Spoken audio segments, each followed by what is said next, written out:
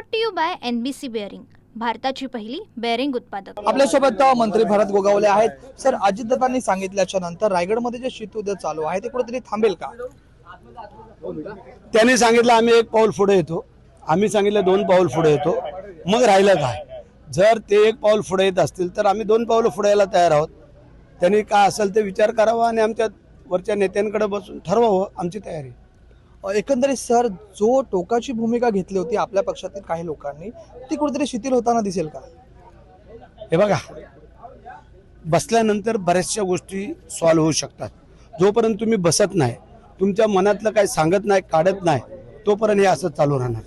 वरिष्ठ पातळीवरती नेते राजे आहेत, मात्र खालच्या पातळीवरती नेते राजे नाहीत असं चित्र दिसतं एकंदरीत। असं नाही, आता मी सांगितल्यानंतर मग खालच्या पातळीवरती काय राहिलं? तुमच्याकडून एक पाऊल पुढे आहे, त्यांच्याकडून काही दिसत नाही चित्र। ते काय कल्पना आहे, परंतु आमचे दोन्ही आमदार आम्ही जे काही ठरवू सांगू ते आमचे नेते मंडळी ऐकतील आणि नेते मंडळी जे सांगतील ते आम्ही ऐकू। प्रकाश आंबेडकर असे म्हणाले आहेत की भावी काळामध्ये मुख्यमंत्री पुन्हा एकनाथ शिंदे होतील, याकडे आपण कसं पाहता?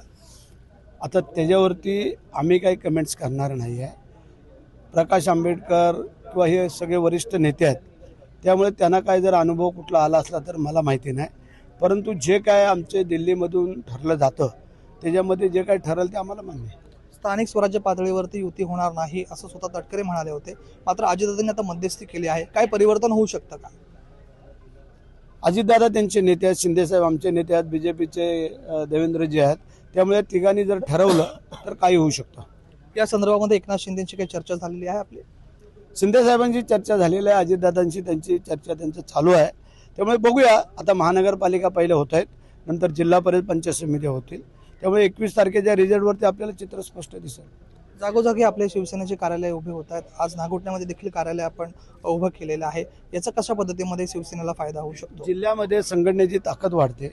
आमचे तालुका प्रमुख, विभाग प्रमुख, संपर्क प्रमुख, इतर जे काही शाखा प्रमुख जे पदाधिकारी आहेत, हे मनापासून काम, ज्या पक्षात मनापासून काम करतात तो पक्ष वाढला जातो आणि त्याचंच फळ आज नागोठण्यामध्ये हे एवढं मोठं कार्यालय आज आमचा सुमित आणि मनोज या दोघांनी जे काही केलेलं आहे त्याबद्दल त्या दोघांना आमचे धन्यवाद। अंजली दमाने या अजितदादा पवार यांच्या राजीनाम्याची मागणी करतात, मात्र केंद्र सरकार त्याकडे दुर्लक्ष करते, याकडे आपण कसं पाहता? आता ही जी काही वस्तुस्थिती आहे, परिस्थिती आहे, हे वरचे नेते ठरवतील तेच होईल। ठीक आहे, आता तिने मागणी केलेली आहे त्याबद्दल का आमचं म्हणणं नाही, परंतु त्याच्यामध्ये सत्यता पडताळणं पण गरजेचं आहे।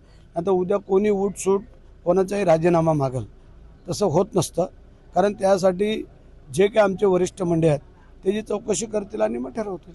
तुमचा एक व्हिडिओ शेतकरी कामगार पक्षाचे राज्य प्रवक्ते अजित पाटील यांनी व्हायरल केलेला आहे, याकडे आपण कसं पाहता?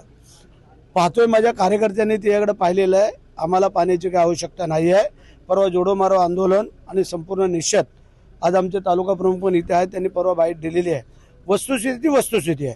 आम्ही सांगितलं ना, आम्ही चुकलो तर 4 वेळा माफी मागू, पण जोपर्यंत चुकत नाही तोपर्यंत भरतशेठ झुकत नाही, हे आमचं ब्रीद वाक्य आहे। आजी लक्षात ठेवा, तिने खरं करून दाखवावं ना वस्तुस्थिती काय, आणि परिस्थितीला मुळात कळलंच नाही, आपण करायला गेलोय आणि झालं दुसरं आहे काय।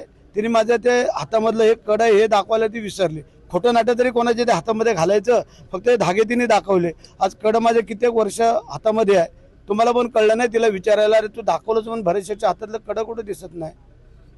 त्यांची प्रमुख मागणी आहे चौकशी व्हायला पाहिजे केंद्रीय पातळीवरती, मात्र चौकशीला आपण घाबरतोय, करायला तयार आहोत। आणि आता तिची पण चौकशी आम्ही लावतोय की तिने खोटं असं का केलंय आणि खरं आहे ते तिने चौकशी लावावी।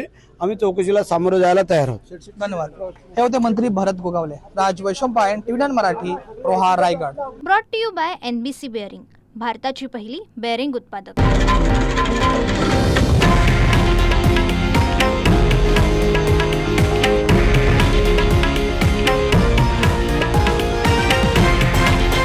हे आहे देशातील नंबर 1 न्यूज नेटवर्क आणि आपण पाहत आहात TV9 मराठी, एकमेव।